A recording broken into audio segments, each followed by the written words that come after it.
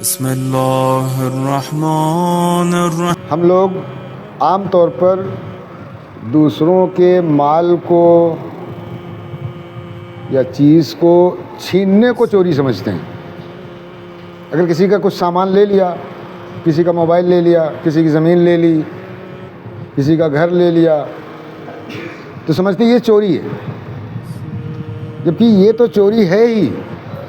اس کے علاوہ اگر ہم نے کسی کے مال کو، کسی کی چیز کو اس کی اجازت کے بغیر استعمال کر لیا، وہ بھی چوری ہے، وہ بھی گناہ ہے، اور بہت بڑا گناہ ہے، جس کو ہم لوگ بہت ہلکے میں لیتے ہیں کہ اتنے سے کیا ہوتا ہے۔ مثلا یہاں سب کی چپلیں اتری ہوئی ہیں، جوتے اترے ہوئے ہیں، ہمارا جوتا کچھ دور پر ہے، اب وہاں تک ہم کیسے جائیں؟ تو زمین میں پیر نہیں رکھ رہے ہیں کہ مٹی لگ جائے گی، سیمنٹ لگ جائے گی۔ دوسروں کے جوتوں پر ہم پیر رکھ کر اپنے جوتے تک چلے جاتے ہیں۔ ہم کو لگتا ہے بہت نارمل کام ہے، یہ تو اس میں تو کوئی حرج نہیں، یہ تو کوئی بہت جرم نہیں ہے۔ کہا یہ بدترین جرم ہے۔ اس سے اچھا اگر ہم گھر پہ فرادہ نماز پڑھ لیتے تو اس کا ثواب زیادہ تھا، لیکن یہ جماعت پڑھنے کے لیے یہاں ہم مسجد آئے کہ مسجد میں جا کے نماز پڑھیں گے، وہاں زیادہ ثواب ملے گا، لیکن اس کے ساتھ ساتھ ہم جو اس طرح کی حرکتیں کرتے ہیں، دوسروں کے حقوق کو پامال کرتے ہیں، دوسروں کے چیزوں کو برباد کرتے ہیں۔ برباد کرنا، آگ لگانا ہی بربادی کا سبب نہیں ہے کہ ہم کسی کے گھر میں آگ لگاتے ہیں تو اس کو ہم نے برباد کر دیا۔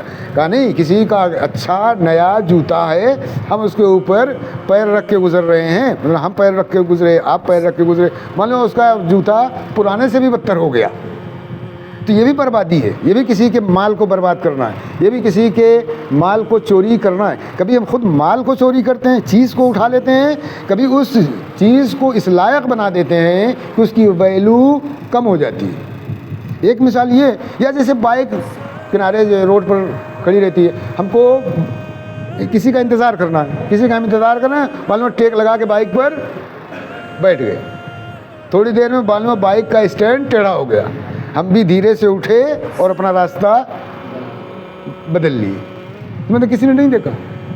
یہ بھی جرم ہے، یہ بھی گناہ ہے، یہ بھی غصب ہے، ظلم ہے۔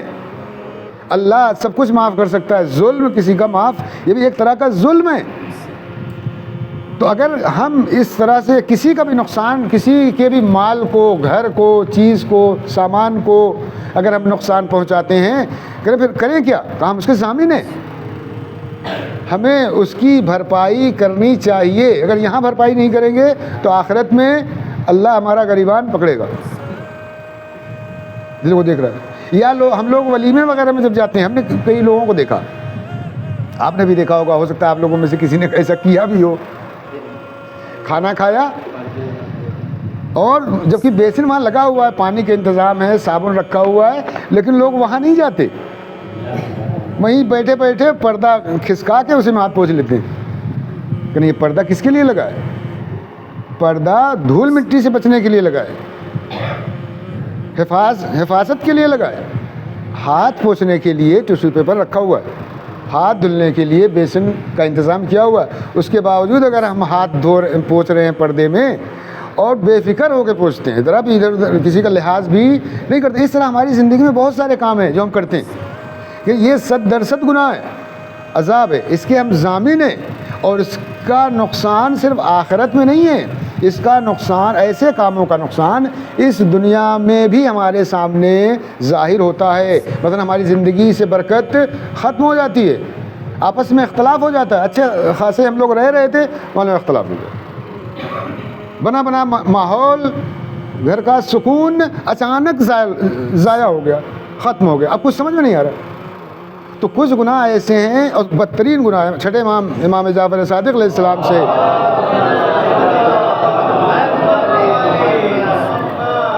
فرماتے ہیں کہ 3 گناہ سب سے بدتر گناہ ہیں، جن میں سے ایک گناہ وہ گناہ ہے کہ جس گناہ کو ہم ہلکا سمجھ کے انجام دیتے ہیں، چھوٹا سمجھ کے انجام دیتے ہیں، مطلب جو ہم نے آپ کو گنائے، بائک پر ٹیک لگانا، کسی کے جوتے پر پیر رکھ دینا، یا پردے میں ہاتھ پوچھ لینا، یا اس طرح کے اور بھی مثالیں آپ کے سامنے ہوں گی، یعنی وہ گناہ جس کو ہم چھوٹا سمجھتے ہیں۔ ابھی ہم سے کوئی اگر پوچھے کہ یہ آپ کے لیے جائز تھا، ہم کہیں گے نہیں، ہمارے لیے جائز نہیں تھا، لیکن ہم نے کیا کیوں؟ اتنے سے کیا ہوتا ہے کسی بھی گناہ کو ہلکا اور چھوٹا ناچیز سمجھ کر انجام دینا کہ اتنے سے کیا ہوتا ہے، وہ سب سے بڑا اور سب سے بدترین گناہ ہے۔ اس کے ذہن میں بہت سارے واقعات ہیں علماء کے۔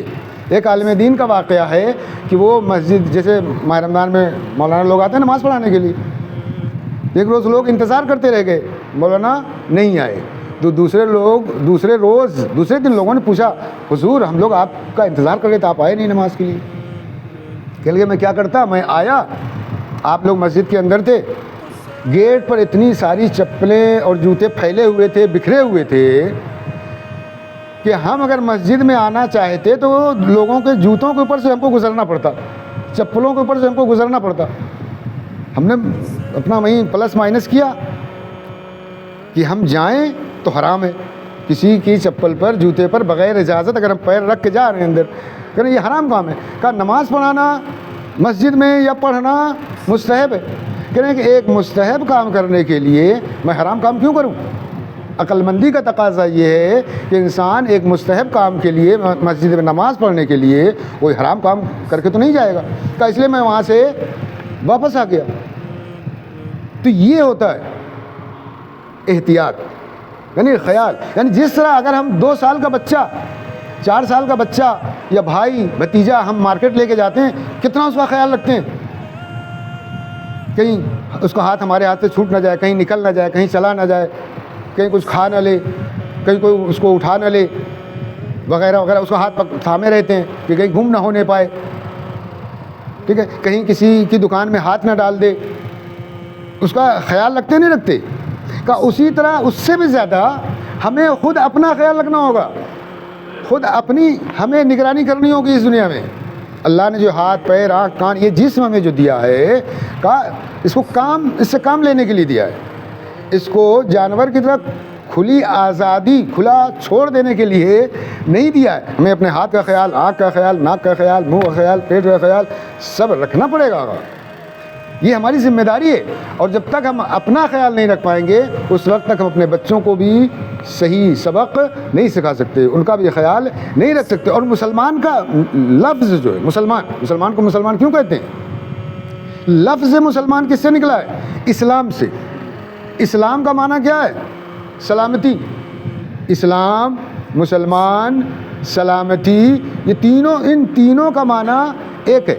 یعنی مسلمان وہ بندہ ہوتا ہے کہ جس کے ہاتھ، پیر، آنکھ، کان، زبان سے دوسرے لوگ محفوظ رہتے ہیں، دوسروں کو کوئی تکلیف نہیں پہنچتی۔ مسلمان ہم کب ہوں گے؟ جب ہمارے ہاتھ سے، ہماری زبان سے، ہماری آنکھ سے، ہمارے جسم سے، ہماری سوچ سے کسی اور کو کوئی تکلیف نہ پہنچے، اس وقت ہم صحیح معنوں میں مسلمان ہیں۔ مسلمان ہونے کا فلسفہ، لاجک یہی ہے، اس کا معنی یہی ہے۔ مسلمان یعنی کہ جس سے دوسرے لوگ محفوظ رہیں، جس کے آنکھ، کان، زبان سے دوسرے لوگ صحیح اور سلامت رہیں۔ تو اللہ سے ہماری یہی دعا ہے کہ ہمیں ایک سچا اور حقیقی مسلمان بننے کی توفیق عنایت فرمائے۔ والسلام علیکم ورحمۃ اللہ وبرکاتہ۔